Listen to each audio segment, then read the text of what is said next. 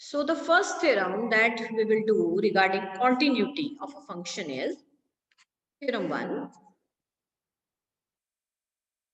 Suppose करिए we have the two metric spaces xt1 and xt2 yt2 ठीक है जी. Now you can write over here the criteria for continuity in terms of open set. This is the criteria for continuity in terms of open set. So first of all, we have taken the two metric spaces xt1 and yt2 and let f be a function defined on x and codomain is y. Now this is function. This is continuous if and only if. This is continuous if and only if f inverse g is an open set in X for every open set G in Y.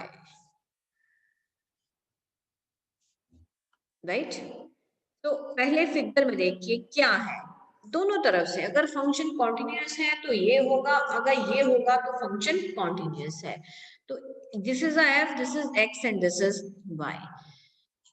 अब मान के चलते हैं कि अगर function continuous है तो y में हमने एक ओपन सेट लिया ये लीजिए so we have taken open set g. इसकी इनवर्स इमेज क्या होगी f inverse g.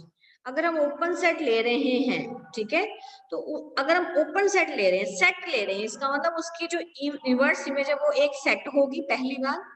To proof क्या है ये गिवन है ओपन सेट गिवन और ये टू प्रूव है it is open.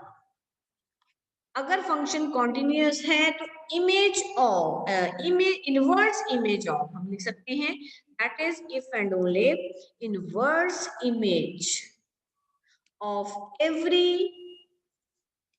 Open set inverse image of every open set is right. अगर जी ओपन था तो उसकी इनवर्स इमेज भी क्या होगी open. Right? Statement is clear. Now let's come to the proof. दो parts हैं. First of all, we will assume that let f from x to y be continuous function. Let g be any open set in x. सबसे पहले क्योंकि हमें लेके चलना है कि g एक ओपन सेट है x में नहीं बेटा y. Let G be an open set in Y. To prove F inverse G is open. जब भी किसी सेट को ओपन प्रूव करते हैं तो उसमें केस नंबर 1 लिया जाता है let if F inverse G is equal to 5. If F inverse G is equal to 5 then it is open. हमें पता ही है कि every empty set is an open set, right? Case number 2. If f inverse g is not equal to 5 अगर ये खाली नहीं है तो इसका मतलब कोई ना कोई पॉइंट इसमें होगा. Let x belongs to f inverse g be any point. ठीक है जी. अब x किसमें है f inverse g में. इसका मतलब it means so you have taken x belongs to f inverse g. Right? इसका मतलब it implies f of x belongs to g. ये देखिए अगर हम इस तरह से लिखें इमेज चेक करें ये this is f and this is x and this is y. तो यहाँ पे अगर हमने क्योंकि मेरा f इनवर्स जी कहाँ है यहाँ पे है ये एक सेट है जिसको अभी हमने ओपन प्रूव करना. अगर यहाँ मैंने एक पॉइंट लिया ठीक है तो इसका मतलब ये है कि उसकी जो f ऑफ x है इमेज वो किसके अंदर आ रही है वो g के अंदर आ रही है. ठीक है और g क्या दिया है हमें g तो ऑलरेडी ओपन दिया हुआ है. g is already is open set. ये क्या है ओपन. और ओपन की डेफिनेशन क्या होती है अगर मैं कहूँ जी ओपन सेट है और कोई पॉइंट उसमें बिलोंग कर रहा है तो उस पॉइंट की एक बॉल बनेगी वो बॉल पूरी की पूरी जी के अंदर आएगी. So there exist an open ball. Ball का नाम रखेंगे. Ball F of X, centre क्या है एफ ऑफ एक्स, रेडियस क्या है epsilon, centred at X and radius such that ये पूरी की पूरी बॉल जो है वो किसके अंदर आएगी, that is contained in J, right.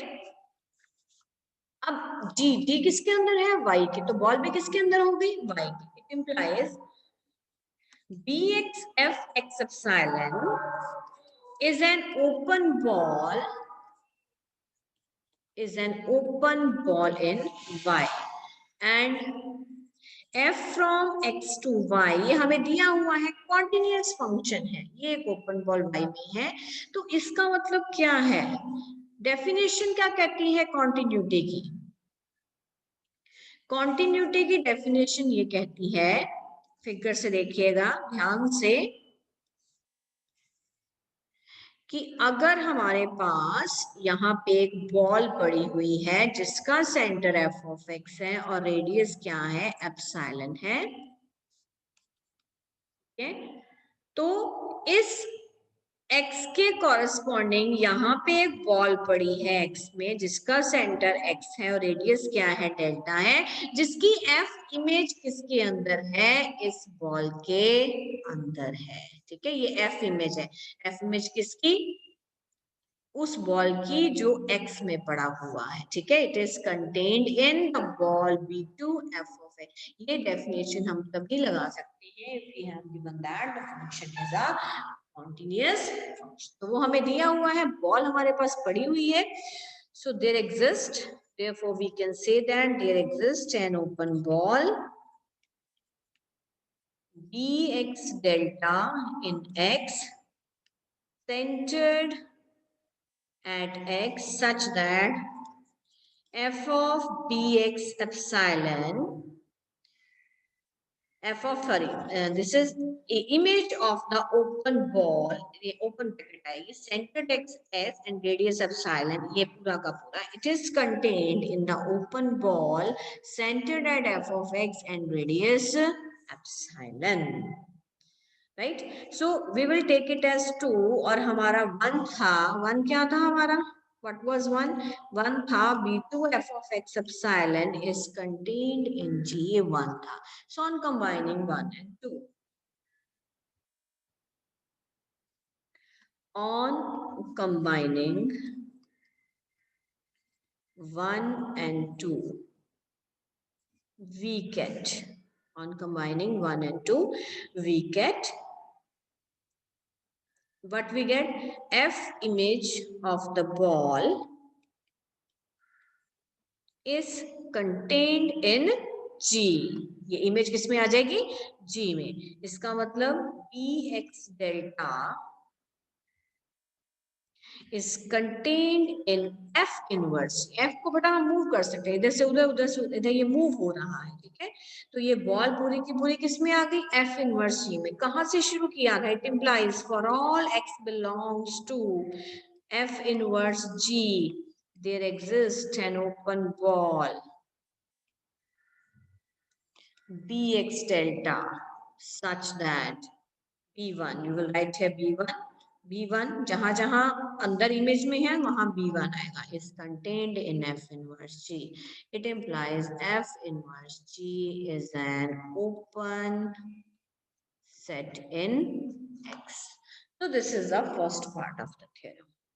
Let's approach to the second part conversely। अब हम क्या लेके चलेंगे, हम लेके ये चलेंगे कि for every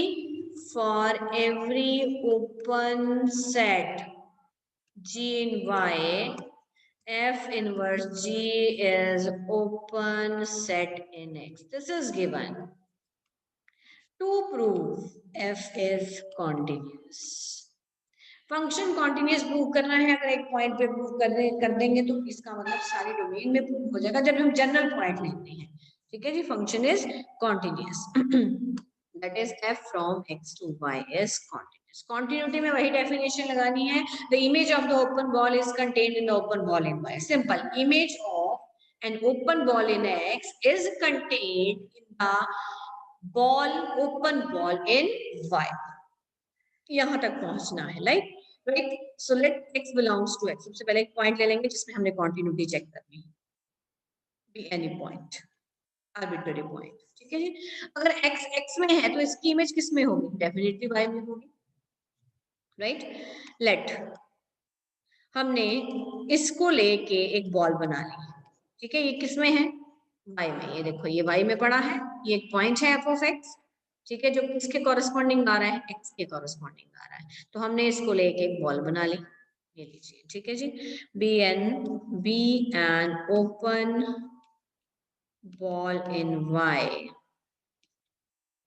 centered at f of x.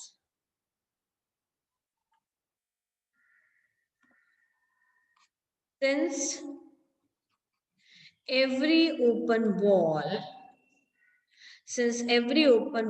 is an open set, हमें पता है every open ball open set है, इसका मतलब ये जो है b2 fx epsilon is an open set in y, ठीक है। अब सेट पे नहीं जाना, सेट की शक्ल कैसी है, उसकी फॉर्मेशन कैसी है।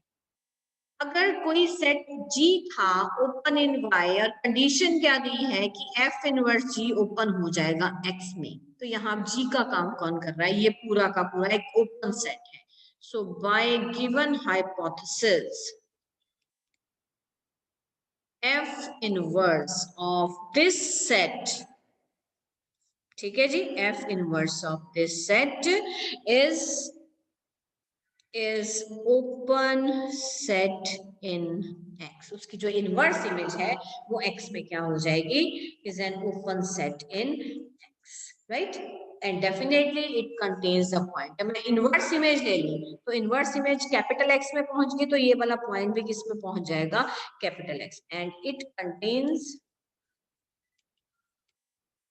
point X, and it contains a point X, right? तो अब यहां से अगर इसमें एक x पड़ा हुआ है तो यहां से बेटा हम क्या बनाएंगे? अब ओपन सेट की डेफिनेशन यहां लगानी है, इट एम्प्लाइज देयर एग्जिस्ट। अब ये देखो इसका मतलब ये हुआ x किसके अंदर आ गया? It implies x belongs to b2 fx epsilon के अंदर। ये ओपन सेट इन x था, ठीक है, और इसके अंदर कौन पड़ा है? x पड़ा है, और ये क्या है? ओपन है। ओपन की डेफिनेशन क्या कहती है? अगर कोई सेट ओपन पड़ा है इसका मतलब उसके अंदर कोई पॉइंट पड़ा है, उस पॉइंट की बॉल उस पूरे के पूरे सेट के अंदर आएगी। अब इसके अंदर कौन पड़ा है? पूरा का पूरा पॉइंट x पड़ा है। तो अगर ये पॉइंट इसके अंदर पड़ा है और ये कौन है? ओपन सेट है, तो इसकी एक बॉल बनेगी। It implies there exist an open ball b1 x delta which is contained in f inverse b2 fx epsilon, ठीक है जी। यहां मैंने सिर्फ किसकी डेफिनेशन लगाई है? डेफिनेशन ऑफ ओपन सेट की। अब आप इसको ले जाइए इधर, it implies f image of the open ball in x is contained in an open ball in y, so it implies, यहां से क्या कहेंगे? ये किसकी डेफिनेशन है? it implies f is continuous at x belongs to x, as x is the arbitrary point, as x is the arbitrary point, therefore function is continuous at every point of x. So therefore if a function is continuous, a function is continuous if and only if inverse image of an open set is open. That's all.